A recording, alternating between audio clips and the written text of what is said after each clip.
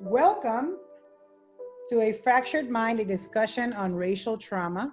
My name is Jennifer. I'm the owner of Aeon Counseling and Consulting, and I want to introduce you to some cool people that I've met along the way who are going to share some experiences, and maybe it's going to be a good conversation. We don't know. But Adriana Paz, I met her as an activist and an incredible mom, and I can't wait to hear her experiences. Then we have Juan Colón from Puerto Rico Resistencia. Again, another historian and activist from Puerto Rico, joining us all the way from, where are you exactly? San Juan. Perfect, amazing, international, kind of. So thank you so much for being here. Then we have Marven Hyppolite. Thank you so much for being here. Another incredible activist, specifically for Lynn and Salem, for those of you who are following. And we also have Jeff Cohen here today, my partner in crime, you could say, sometimes. And incredible activist, second generation incredible activist. This is in his bloodline. He's the co-chair of the No Place for Hate Committee. He's a member of Project Out, and he's the vice chair of the Sustainability Committee in Salem. And so we have quite a team here today. So thank you for being here, number one. But also we want to talk about racial trauma and healing. So let's start with, what is trauma? In fact, what do you guys know about trauma? What are some of the things that you've heard? What's on TV usually about it?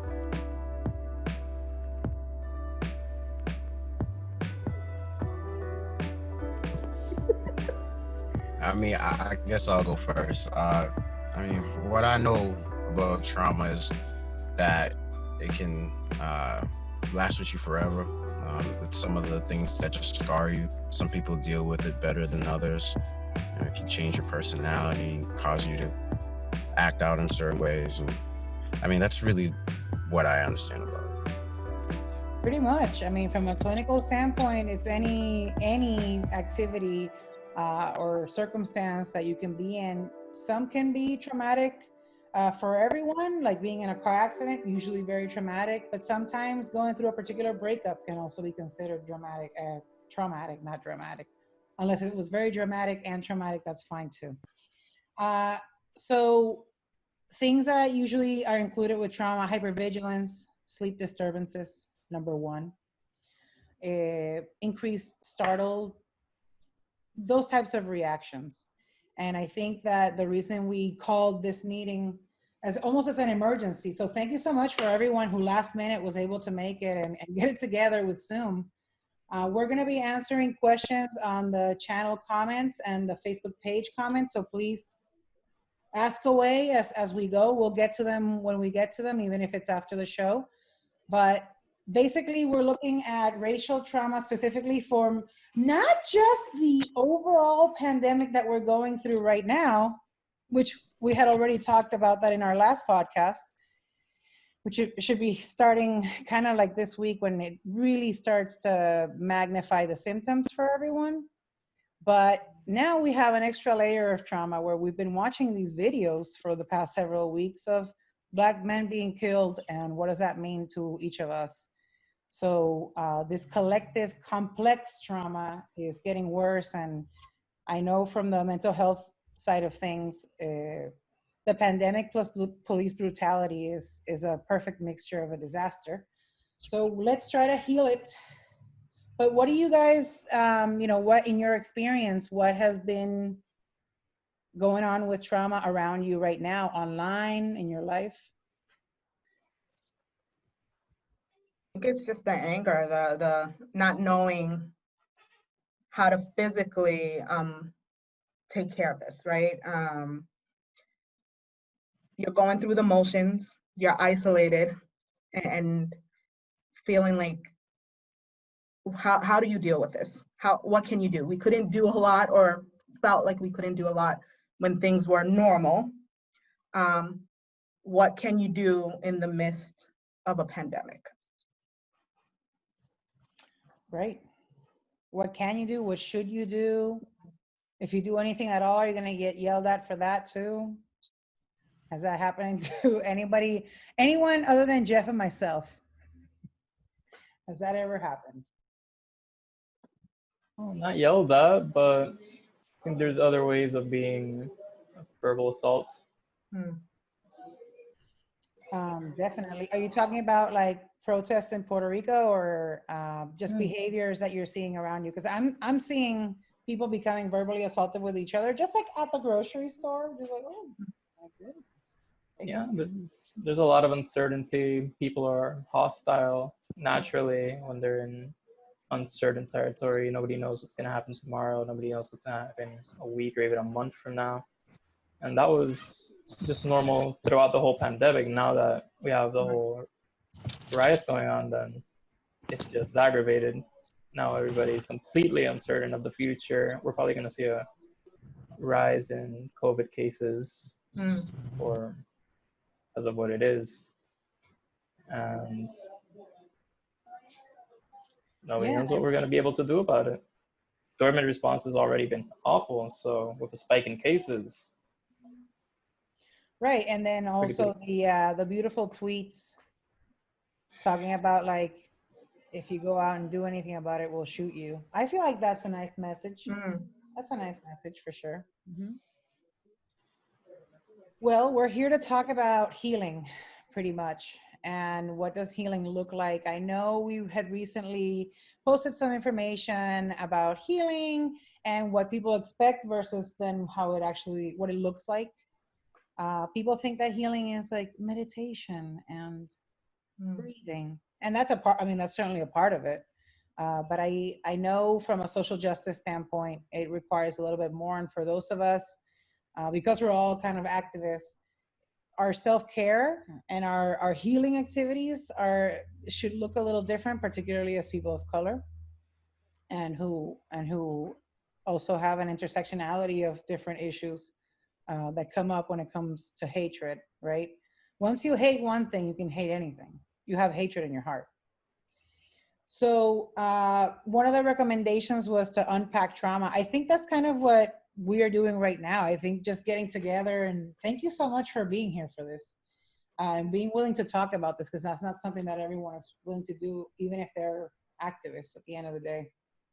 But as far as healing, does anyone have recommendations about what you've been doing for yourself?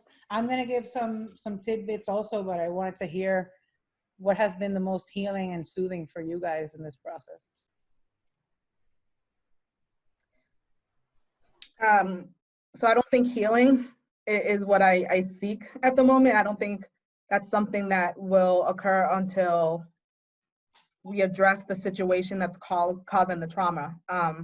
But what's kept me from kind of exploding is talking more and being more honest about what I'm feeling at the moment with people, with fellow people of color, right?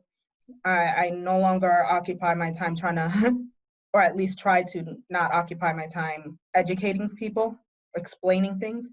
I'm looking for people who have the same shared experiences and talk to them honestly and openly.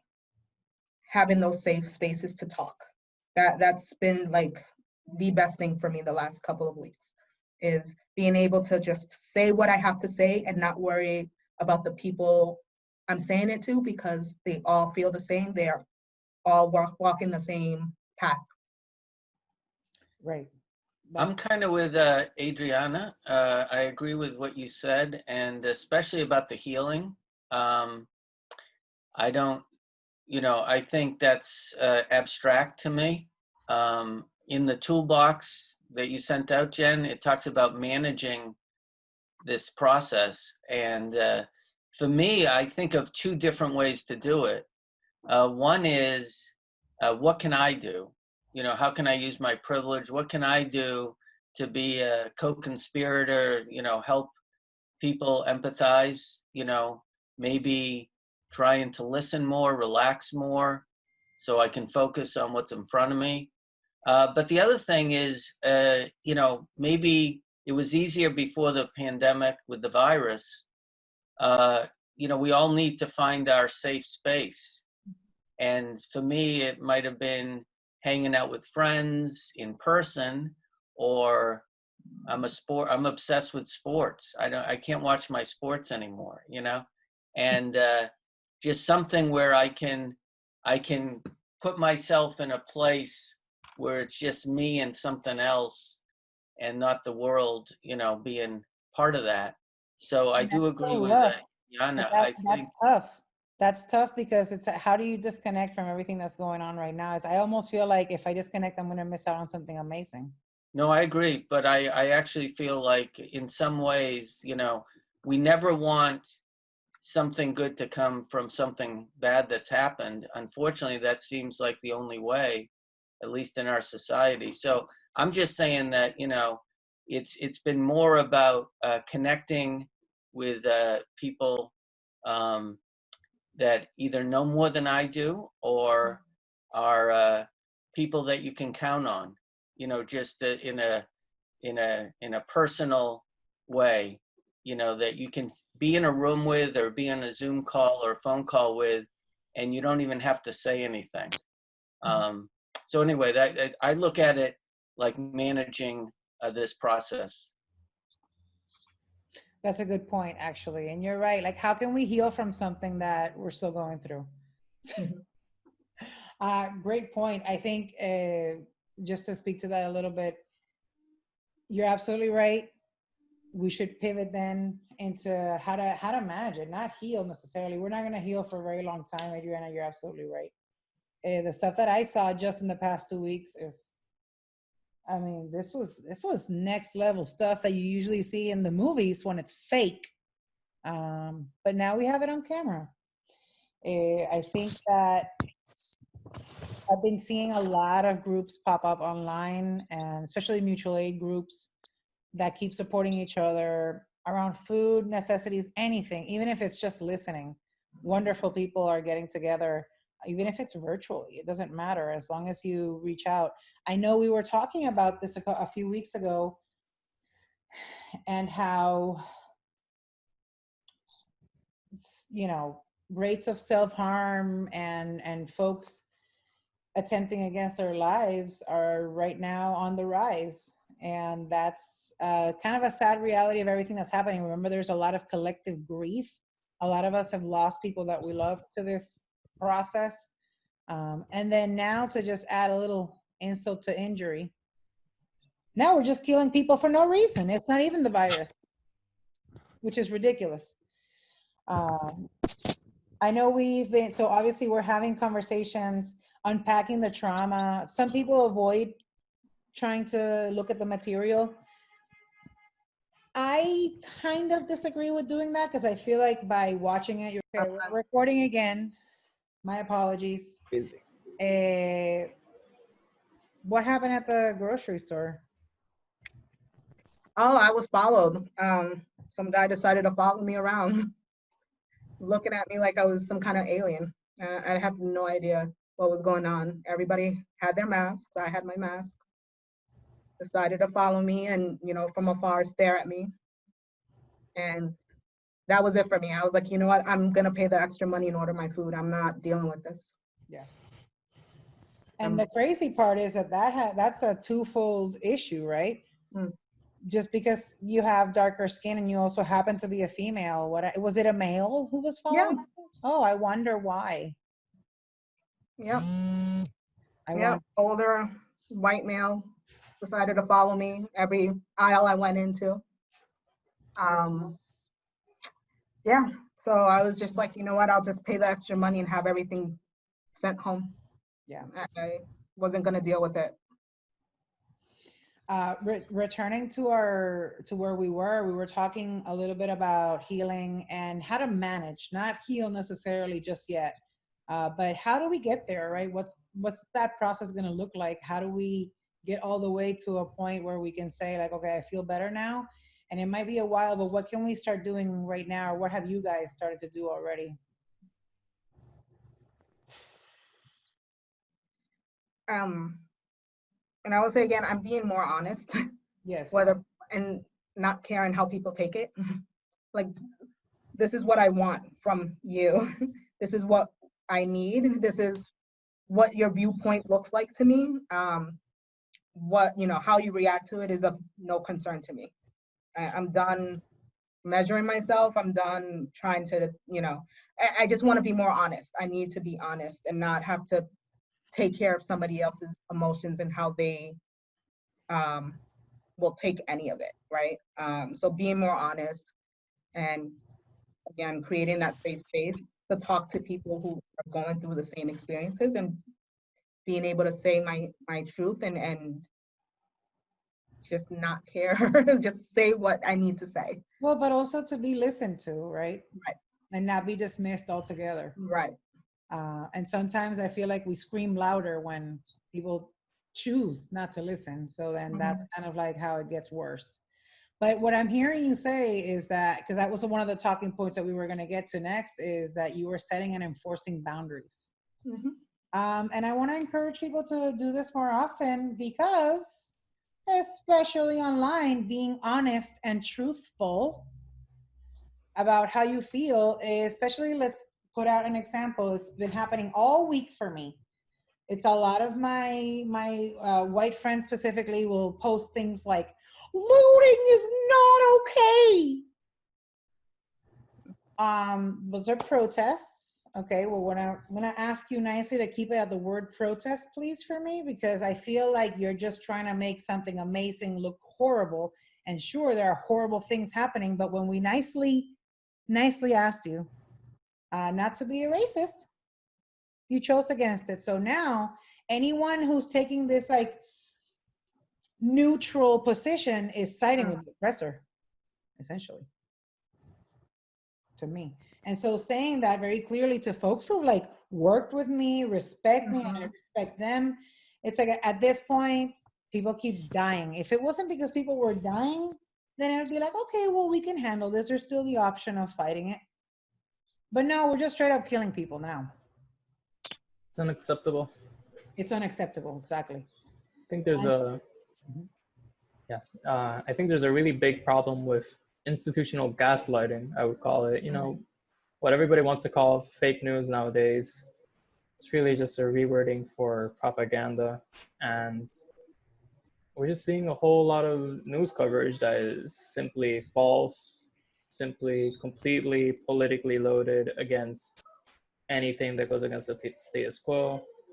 I think a good example I can bring up, recently, I think it was in Minneapolis specifically, old white man, probably like in his 50s or 60s, he pulled up in an SUV towards one of the points of the protest. He gets out of his car and he starts aiming at the protesters with a bow and arrow. It's really something that, you know, if I hadn't seen the video, I honestly might have not even believed it, because it just sounded so absurd. So you see the video, he goes out, he brings out his bow and arrow, and he starts aiming at people. He's about to shoot at people, and he starts screaming, "All lives matter." And one of the protesters says, all lives won't matter until Black Lives Matter, the tagline that's getting really popular right now. And he just disagrees with it. I guess he just screams the same thing. And at one point, he's just attacked by a mob of protesters, because, you know, if they don't attack him, he's gonna shoot at them. And afterwards, apparently he was taken by police over to a hospital, and he got all patched up, and his car got flipped over and put on fire. Thing is, first, the police didn't even bother to arrest him, even though he was clearly out there with malicious intent and armed. And second, he showed up on a Fox News coverage where he alleged that he simply went out into a protest, screamed "All lives matter," and that he was just beat up by a gang for it. No mention whatsoever about him going out and shooting at people with a bow and arrow. Oh, they do this. They do this. He said it was two black men. Say it again. No, that guy said it's two black men in the video that when they recorded him, he said it was two black men that jumped him. And then the video later came out of him coming out of the car, bow and arrow, just shooting at people. I mean, these people are sick. It's insane. And, you know, Fox News, it's an institution. There's millions of people who watch Fox News every day, millions of people who rely on it for news. And this is the kind of message that they're sending to their viewership. A message that is simply false because it completely omits this extremely important information about everything that's going on.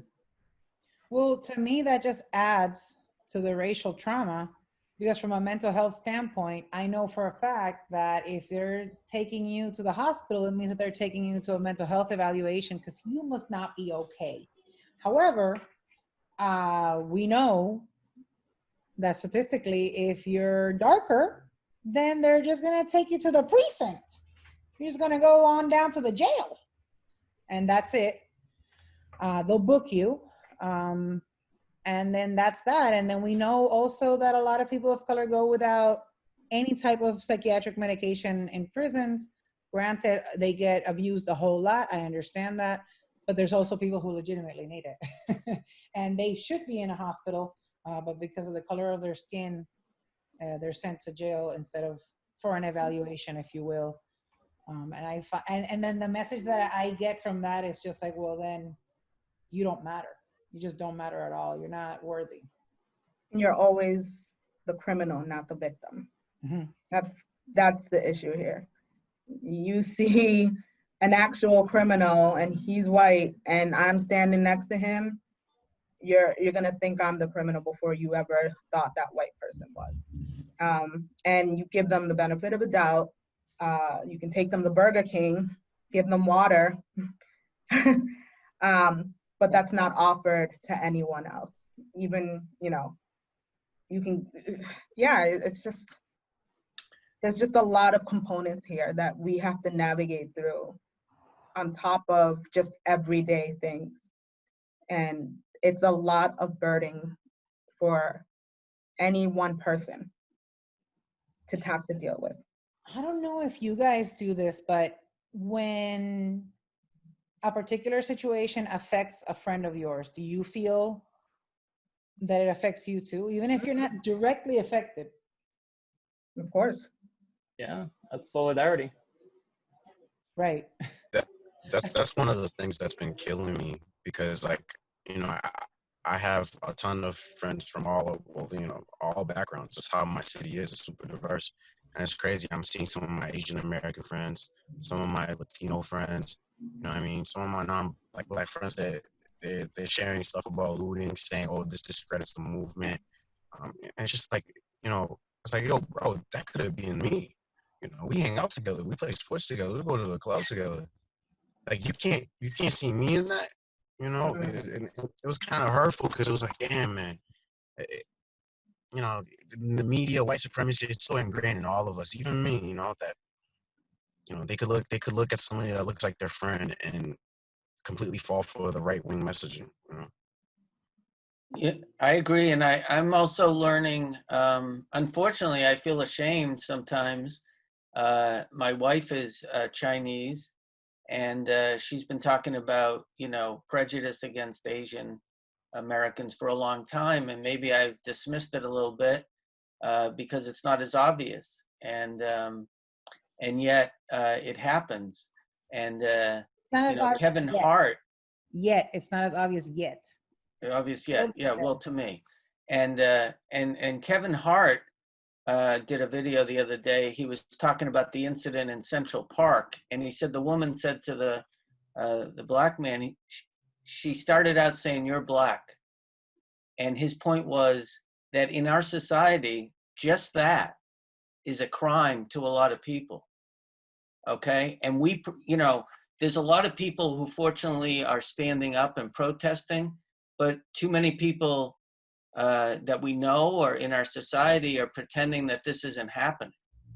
And you know, rioting is like this negative thing, but you know, if the Boston Bruins win the Stanley Cup, there'll be 800,000 people in the streets, and they'll be yelling and screaming and throwing things, and yet, you know, there's no big deal about that. So, you know, our perception of what's right is very perverse. The way our society sees people, just because who you are could define, your place in your station here. Good point. I remember the Red Sox Nation flipping cars over and burning things because they won. That's okay though. Okay. They're just being themselves. They're having a little too much fun.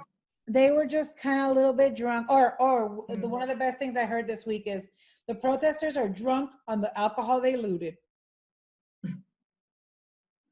Everybody's drunk? Huh, interesting. So just because we have a little bit of time left already, I just wanted to go over some of the recommendations for starting the process of healing, managing the healing, so that way we have some type of running chance. The reason I say this is because in order for us to enact any change, we're going to have to take care of ourselves and be like lean, able-bodied, even what it means to me to be able to protect myself and stand in solidarity means physically improving myself, mentally also taking care of myself. And so I want us to stir a little bit in the direction of how we've been taking care of ourselves, of each other. I know Adriana and I check in all the time. Actually, I check in with most of you all the time. And thank you for doing that. And thank you for checking up on me too. You know, that this is important. I've been inside for 3 months, 2 months. I don't know. And part of this healing, I feel like, is going to be as a collective to take radical responsibility for our actions, recognize our own privilege. I have a lot of it. And even still, we get all sorts of shit every single day. I can't imagine someone who is several shades darker than me, or the hair is different, or anything, or it lives in a different area than me. Okay, so I just want to recognize that I carry a lot of it with me. I also try to use it as much as possible. I know I get a seat at the table a lot of the times because of the way that I look. And then once I'm there, everyone's like, oh my God, why is she here? Surprise. So other than that, it was enforcing and setting clear boundaries, which Adriana, I know you covered, having difficult conversations. A lot of people will avoid having a political conversation, but at the same time, if we don't have the conversation, how are we going to get to know each other? How are we going to get past this? How are we going to educate one another? And so I think there's internal ways of doing that and external ways of doing that. Some of the internal ways is what we're doing, again, having the group discussion. My favorite one that I found, thanks to Boston College, that I do anyway, but it's shocking to me to see an academic institution actually write it down, is to connect to our indigenous healing systems or our indigenous practices.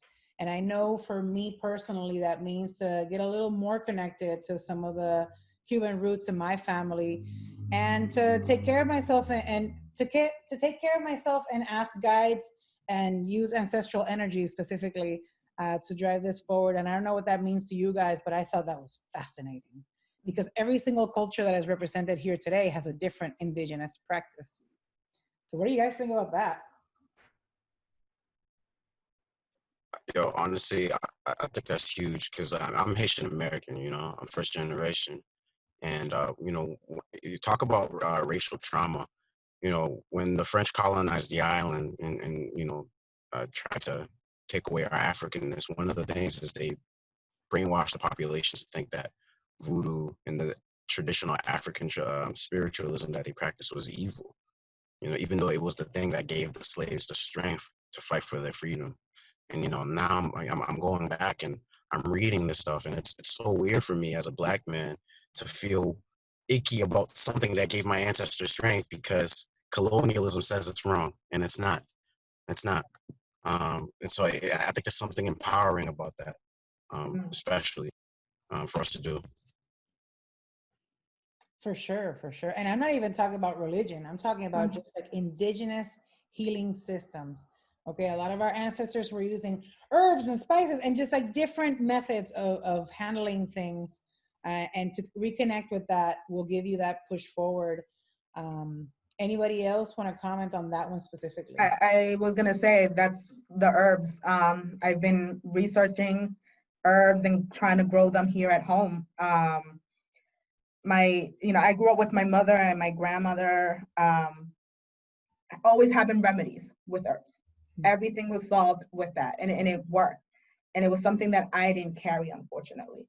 I remember a couple of things, but everything else was just gone. And so connecting to that part, also, it felt like I'm connected to my grandmother and my mother in a new way. And that's been not healing, but it's It helped you carry through. Yeah. So, and as I said, finding the safe spaces to talk with people, that's been instrumental. Well, the other internal healing recommendation is to watch what you read. I know it happens to me all the time. I'll be like sharing a bunch of articles and a bunch of things, and all of a sudden it's like, that's actually a fake article. Whoops.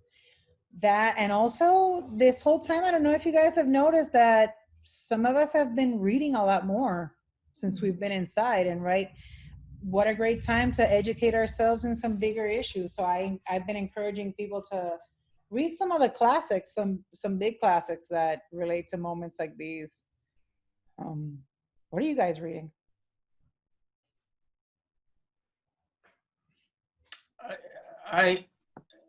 You're not reading right now. Okay. Well, I'm not reading exactly right now, but I think of this as being about being aware of history.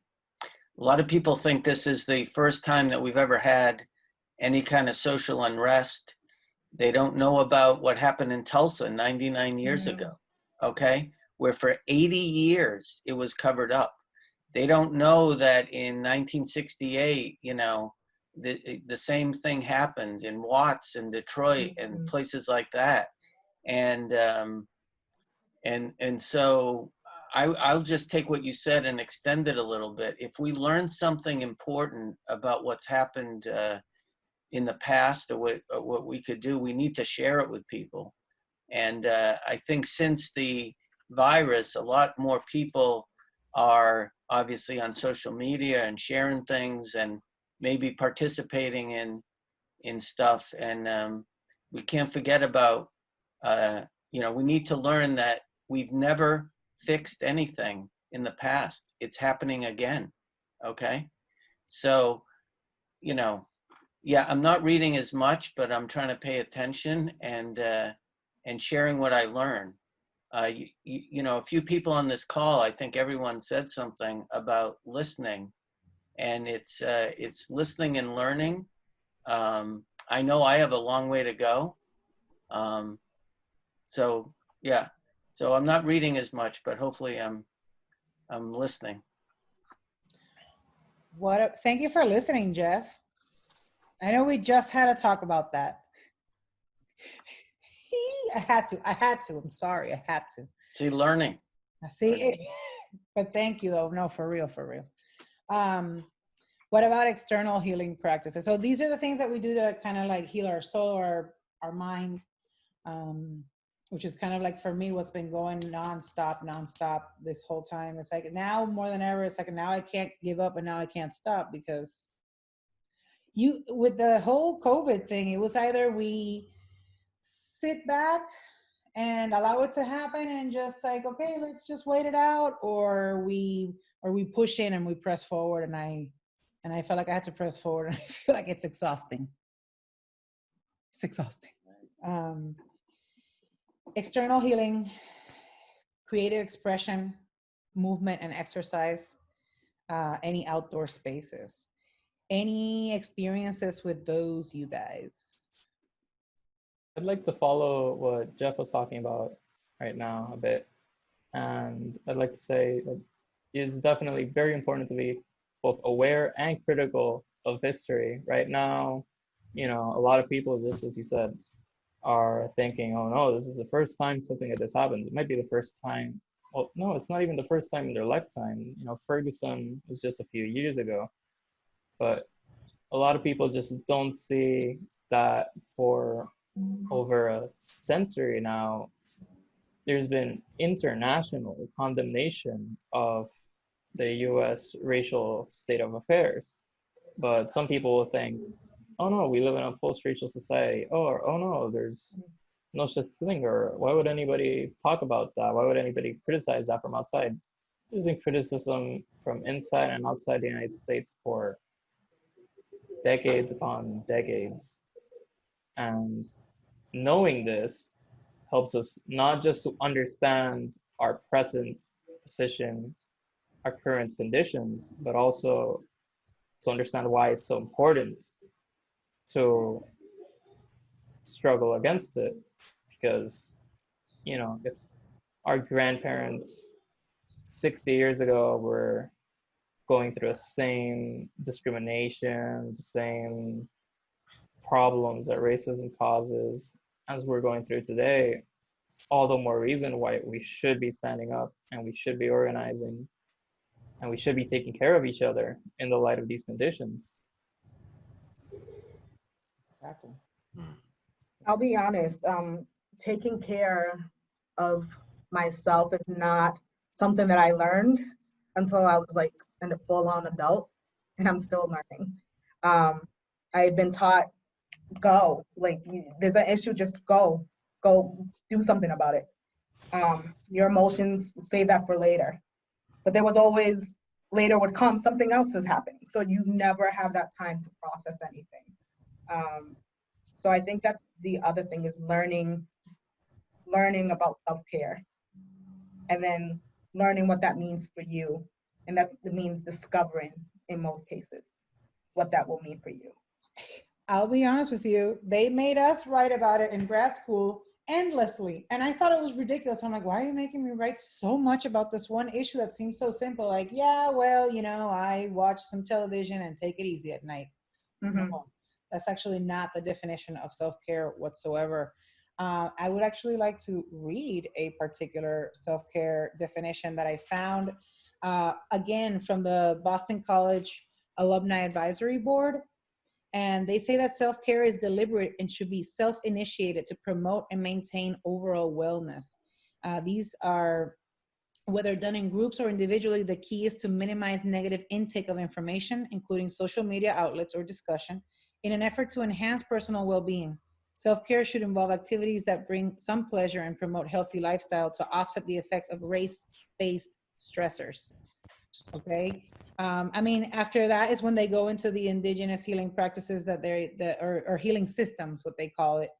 And their main recommendation in empowerment through resistance is to combat such feelings. For many, it's important to engage in activities that make them feel empowered and seek to promote change. I think that's why all 5 of us are here today, is that this has the potential to cause some type of change, even if it's just a conversation or like, oh, look at them just talking about this. Either way, now the word racial trauma is a little bit more out there, and it is intense. They also recommend, because they go into how your body holds this trauma, your body will always keep the score. I say this all the time. It comes from a book from Dr. Basil van der Kolk. I don't like him personally, but he has great recommendations. So so we're gonna listen to that part. And it is cumulative, okay? It will add up in your body as disease, as mental illness, stress, heart conditions, blood pressure, diabetes, etc. Their recommendation at the end of everything, other than like healthy exercise and diet, which I think you can even incorporate the indigenous healing systems into your exercise practices and specifically your diet. They say it's also important to stay connected to family, friends, and community, neighborhoods, and spiritual communities for shared wisdom, support, and collective strength. Finally, they say participation in protests with community and family is one way to cope and support one another through connection, solidarity, and strength across generations. I've been getting phone calls nonstop today of people asking if they can bring their children to the protest. And the answer right now, I don't know if you guys agree or not, but to me, it's a big fat no. Right now, today, Yeah. it's a no. but it's mostly young people protesting as well. So it's just kind of a catch-22. And how I know my role models growing up, all my teachers are the front line of protests, all of them. So shout out to the teachers at Wesleyan Academy in Guaynabo, Puerto Rico, for being that type of role model for me, because I saw it growing up, and therefore I knew that when I was in a position to do it, I would. I don't know if you guys have had a conversation with your kids or if that's come up at all, but we've had a lot of comments and questions about that lately on Facebook. I think it's really important I mean, to keep kids safe. Right now, there's just so much violence going on, the rubber bullets, the tear gas, and these are things that have happened in protests historically, be it now, be it 10 years back, whatever. And it's really, I think it's really dangerous to just expose children like this. It's important for children to know what's going on, but to take them and expose them to that sort of situation, I think it's a bit reckless. I mean, they're watching the videos. They're watching not just the videos of the protest, but the other day, a friend of mine called me crying because her daughter had just seen the video of George Floyd, the full video of George Floyd. And so she didn't even know what to say to her daughter. It's like, you know, how did we even get here? And how does a child of color interpret these messages? We literally have about 5 more minutes to go. Any other important, I covered pretty much everything that I wanted to say. I know we also had done a podcast on creative expression around this, the role of artwork in your expression or even your resistance, right? The way that you express your resistance can be online, it can be in person. There's so many ways. Wear a mask. Whatever you do, please wear a mask. Any other closing thought, questions, or concerns? I think it's just important that people understand it's okay to feel what you feel, whatever you're feeling, and do not seek validation in anyone else for those feelings. They're valid, they're yours, and need to be respected. Yep, nobody can tell you how you feel. Right. Community is very important. A community of people who share, your ideas, your struggles, because, if we're just going to be bombarded by institutional gaslighting, we're not going to be able to recognize what our situations are and what we're going through. But by having communities of people who do share our lived experiences, that way we can understand what we're going through. And only by understanding our issues can we really resolve them. And thank you for being the guy who creates a lot of those communities, especially in Puerto Rico and the diaspora. That's you. You created lots of community. That's how I met you. I'd like to just express my gratitude to be on a call with my old friends Jenn and Marvin and my new friends Adriana and Juan, and stay safe. But I think we need to be assertive, and too many people will tell you, even people that you respect their ideas, that we've come so far, and if this doesn't prove that we have an unbelievable effing far to go, we are nowhere where we need to be, and we need to be always maintaining that and not let people tell us otherwise. But I want to stay safe to every one of you. Thank you, Jeff, for always being an ally. Accomplice. That's right. Yeah. No allies.